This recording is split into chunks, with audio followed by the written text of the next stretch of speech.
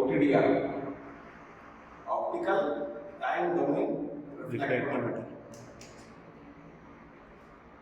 So this is what OTDR do. OTDR क्या करता है वो नेक्स्ट टाइम में आएंगे. अभी हम देख रहे हैं हाउ OTDR वर्क्स. OTDR काम कैसे करता है, उसके इंटरनल कंपोनेंट क्या क्या होते हैं और वो किस प्रकार से एक दूसरे के साथ कनेक्टेड होते हैं और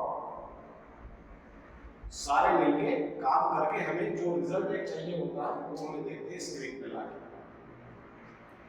तो हम क्या देखने वाले हैं इसमें, OTDR कैसे काम करता है, हाउ OTDR वर्क्स. OTDR क्या काम करता है नहीं, OTDR कैसे काम करता है. कैसे काम करता है. तो इसमें जो मेजर कंपोनेंट हैं इसमें एक पल्स जनरेटर, एक पल्स जनरेटर जो टाइम कंट्रोलिंग यूनिट से कनेक्टेड है. ठीक है. फिर पल्स जनरेटर से एक लेजर कनेक्टेड है. आपके OTDR में आपने देखा होगा कि कई सारे लेजर होते हैं. जैसे आप कभी 1310 नैनोमीटर सिलेक्ट करते हैं, कभी 1550 नैनोमीटर सिलेक्ट करते हैं, यानी कि उसके अंदर दो लेजर हैं. या अभी हाइब्रिड लेजर भी आ गए हैं जो एक ही में सिलेक्ट कर सकते हो वेवलेंथ. ठीक है. ये लेजर कनेक्टेड है आपका एक कपलर से, और जो आप OTDR में कपलर लगाते हो, फाइबर जब आप जोड़ते हैं तो ये लेजर के लाइट फाइबर में लॉन्च हो जाते हैं. OTDR लगाओगे, ठीक है, ये फाइबर में लॉन्च हो जाता है. उसके बाद जैसा कि बताया OTDR बैक स्कैटरिंग मेथड पे काम करता है. तो जो लाइट वापस आएगी स्कैटर होके रिफ्लेक्टेड लाइट वापस आएगी, तो इस कपलर के थ्रू वो लाइट एक यहाँ पे रिसीवर लगा रखा है आपने डिटेक्टर, उसमें आएगी. सिग्नल बहुत वीक रहता है, वो फिर यहाँ पे एम्पलीफाई किया जाएगा उसको पहले, और फिर प्रोसेसर रहेगा, और फिर ये आपका टाइम डिस्प्ले रहेगा. ठीक है.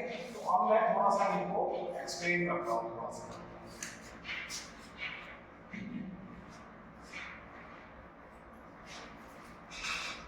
तो अब ये कंपोनेंट का काम देखते हैं, हाउ कंपोनेंट कनेक्टेड और हाउ कंपोनेंट वर्क टुगेदर. ये टाइम कंट्रोलिंग यूनिट, ये पल्स जनरेटर.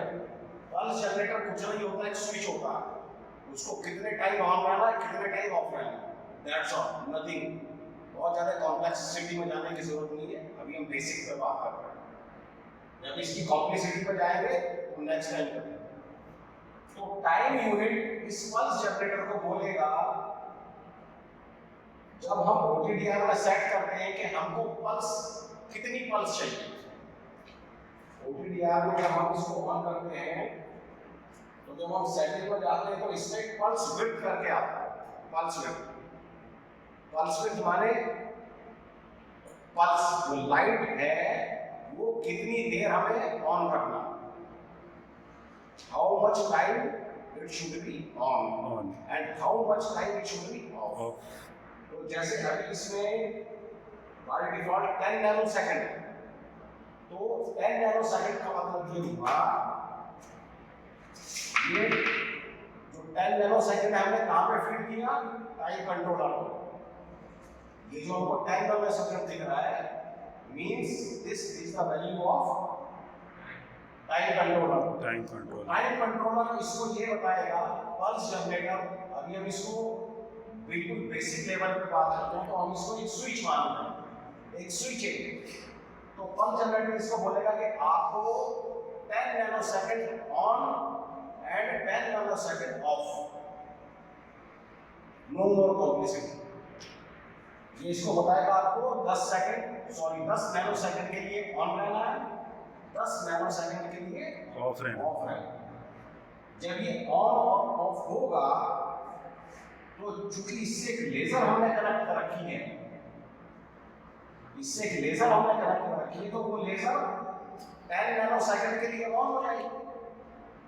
अगर 10 नैनो सेकंड समझने में परेशानी आ रही तो हम सेकंड में बात करते हैं। मान लो इसमें हमने टाइम सेट कर दिया 1 सेकंड, ये इसको बताएगा 1 सेकंड के लिए ऑन रहिए और 1 सेकंड के लिए ऑफ रहिए। Simple is that. तो अब ये जब ये ऑन होगा तो लेजर को ऑन कर देंगे, इससे हमने लेजर कनेक्ट कर रखी। लेजर जब ऑन हो जाएगी तो जब ये लाइट लॉन्च करेगा तो ये लाइट लॉन्च इस कपलर के थ्रू होते हुए, जो आपने कपलर के थ्रू यहाँ पे फाइबर कनेक्ट किया है, ये लाइट उसमें लॉन्च हो जाएगी। लेजर लाइट उसमें लॉन्च हो जाएगी। जो आपके यहाँ पे जो फाइबर इससे कनेक्ट करते हैं कनेक्टर के थ्रू, ठीक है, तो वो लाइट उसमें चली जाएगी। लेजर का काम पूरा हो गया,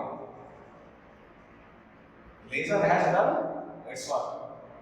अब क्या होगा, इसमें लाइट चली गई, तो जो लाइट गई इसमें, अभी वो 1 सेकंड बाद, चूंकि हम 1 सेकंड की बात कर रहे हैं मोटी भाषा में समझने के लिए, अब 1 सेकंड बाद ये ऑफ हो गया, तो वो जो लाइट गई अब बंद हो गई, लेकिन वो लाइट तो ये लाइट है, तो ये यहाँ से ऑन हुई थी, यहाँ पे ऑफ हो गई। अब ये तो इसमें फाइबर में ट्रैप्ड है ना, फाइबर में फंसी हुई है ना लाइट जी सर, तो ये आगे बढ़ती रहेगी इसमें। तो फाइबर की जो एनोमलीज हैं, जो उसकी अपनी इंस्ट्रिंसिक जो इश्यूज है फाइबर के, जो प्रॉपर्टीज है उसकी वजह से हमको रिफ्लेक्शन मिलेगा, बैक रिफ्लेक्शन मिलेगा।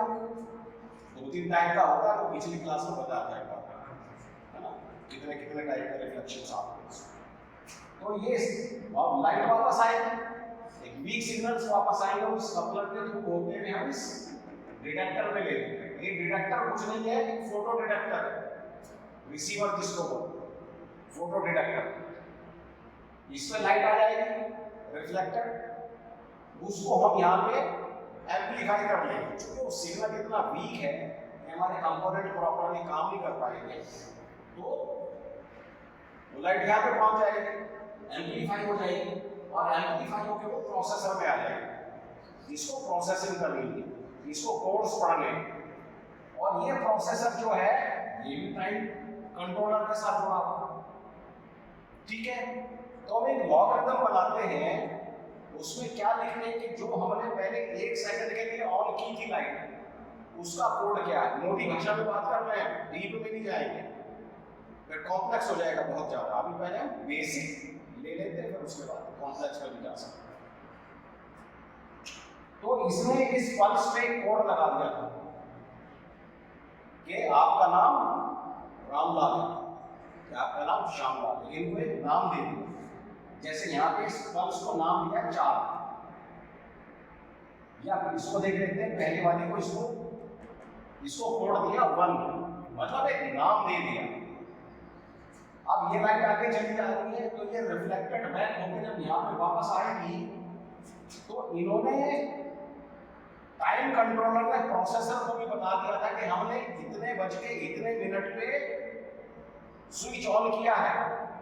तो इनको पता चल गया कि ये लाइट पल्स जो 1 नंबर वाली चली है, ये कितने बजे निकली यहाँ से, और जब ये रिफ्लेक्ट बैक होकर यहाँ पे आई, तो चूंकि इसके ऊपर एक कोड लगा हुआ है, तो उस कोड से इस प्रोसेसर ने यह पहचान लिया कि ये लाइट इतने बजे गई थी और इतने बजे लौट के आई। तो यानी कि इस प्रोसेसर ने ये प्रोसेसिंग कर ली कि फाइबर में जो लाइट कितने समय गई और कितने समय आई का टोटल इसको ले लिया, तो आने जाने के समय का टोटल मिल गया कि इतने गई और लौट, ठीक है। अगर उसका आधा कर लेगा तो उसको एक तरफ का समय मिल जाएगा, एक तरफ का आने का मिल जाएगा, तो जाने का मिल जाएगा, ठीक है। दूसरी बात, फाइबर में फॉल्ट निकालने के लिए या फाइबर में फॉल्ट की डिस्टेंस पता करने के लिए, कहाँ पे फॉल्ट आया, कहाँ पे क्या समस्या है, उसके लिए हम इस फार्मूले का इस्तेमाल करते हैं जो हमको 6th क्लास 7th क्लास में सिखा दिया जाता है, speed equal to distance upon time. तो हमें क्या चाहिए रहता है फाइबर में ज्यादातर समय 99% समय हम क्या ढूंढते हैं उसमें डिस्टेंस, फाइबर की लेंथ कितनी है, फाइबर में फॉल्ट कहाँ पे है, फाइबर में हाई लॉस की जो वैल्यू है वो किस लोकेशन पे आ रही है। तो हम हमेशा ज्यादातर इसमें लॉस और उसकी मेजरमेंट तो कम करते हैं, हम ज्यादातर डिस्टेंस पर जोर डालते हैं, हमें ढूंढना है।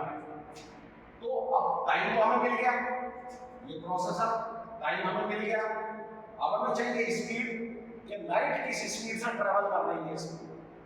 तो लाइट किस स्पीड से ट्रेवल कर रही है, अब चूंकि जो फाइबर है, फाइबर का रिफ्रैक्टिव इंडेक्स अपने को मालूम है, ठीक है, और जो लाइट की स्पीड है वो रिफ्रैक्टिव इंडेक्स पे डिपेंड करती है। हमको इसकी फ्रीक्वेंसी मालूम है, हमको इसकी वेवलेंथ मालूम है, ठीक है।